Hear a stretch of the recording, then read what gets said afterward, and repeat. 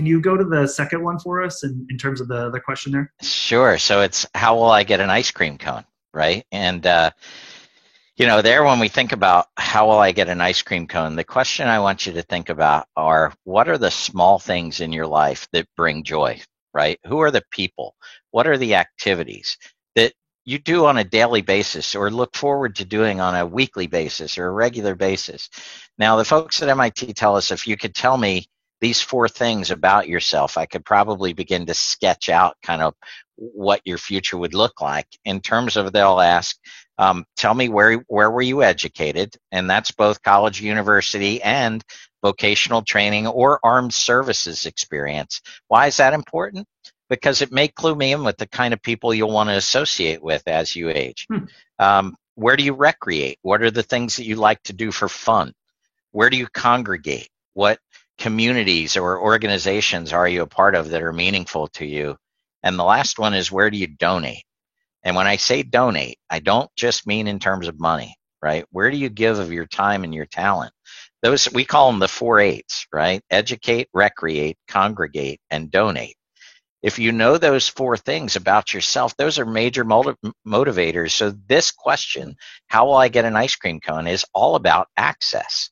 How will you continue to access those things that are most important to you as you age? Now, we didn't ask how will you get to your doctor's appointment. Somebody will figure that out. Right. We say, hey, it's a beautiful night in May. You want to go down the road a few miles to enjoy an ice cream cone. What would happen if you lost the ability to drive? Because the fact of the matter is, one of the aspects of living longer is that we greatly increase the odds that at some point along life's journey, we'll lose the ability to drive. And we know that among those who've lost the ability to drive, they're twice as likely to be depressed and about 5 times as likely to need the care of a long-term care community.